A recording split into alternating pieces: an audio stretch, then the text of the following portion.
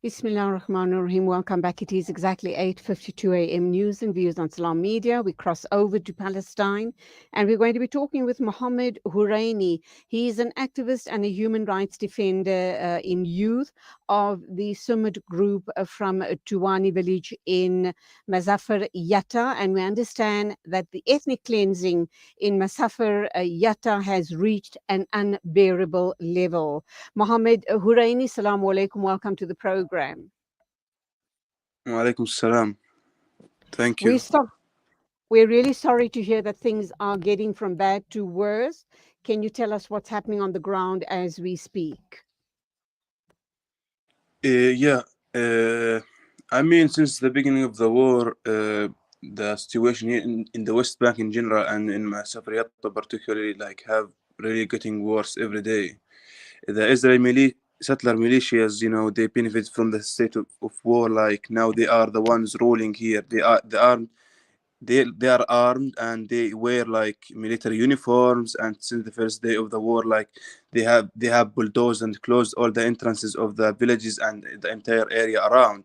So like not they are not army, they are just extremist settler who lives in the settlements, and now they are ruling around, and that cause many like effects. And my cousin Zakaria Adar have been shot last 2 weeks by like an explosive bullets, which is prohibited according to international law. Like now he's in moderate to serious condition, and so like this militias, they benefit from the state of war to do their agendas, to terrorize the people, because there is no eye. The people, they are not attention. They don't have attention about the situation in Massafer Yatta because of the state of the war. So this is what they are doing now.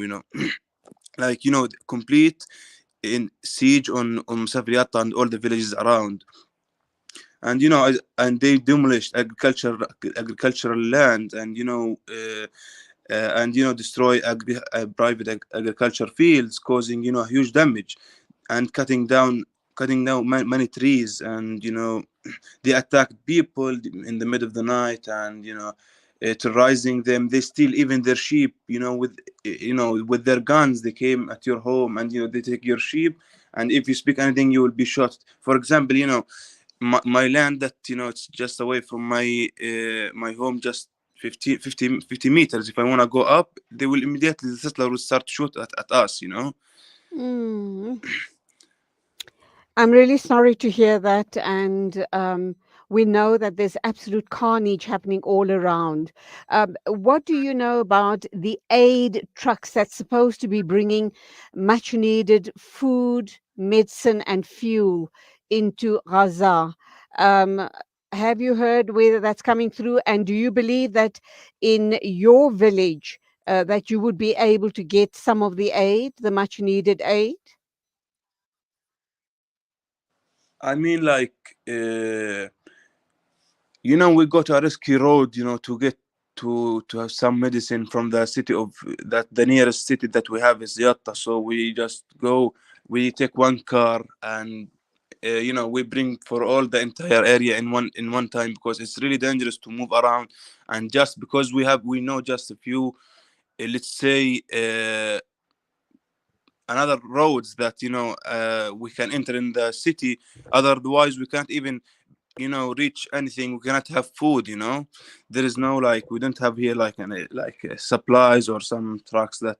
But to Gaza there is, but until now, like, there is some negotiation about entering them to the Gaza Strip. You indicated that even food supplies are running out or has run out.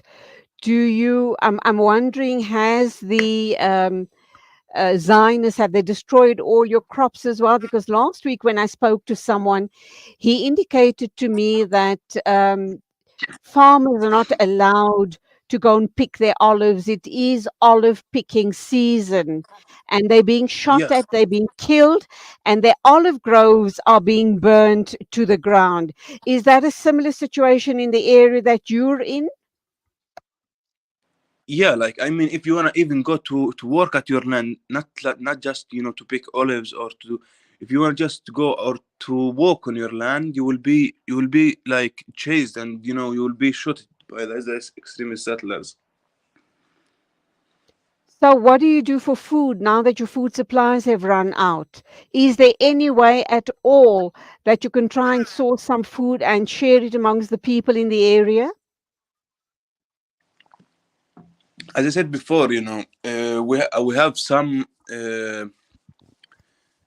like an let's say a risky roads that until now the Israeli occupation didn't know about it, so they didn't close it. But it's like in a bad roads that we need like 4x4 cars to reach there. So we there is a big car that go to bring some food, some emergency thing for the villages around, and to come back.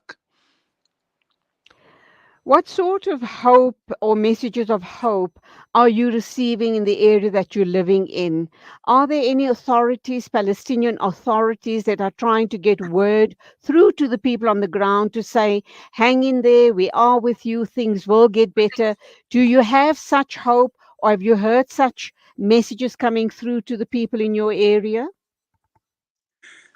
I mean, our area, like my area is like area C, so the PA is very hard to reach out here, and you know, our hope, is big to continue our fight against the occupation and to end the occupation.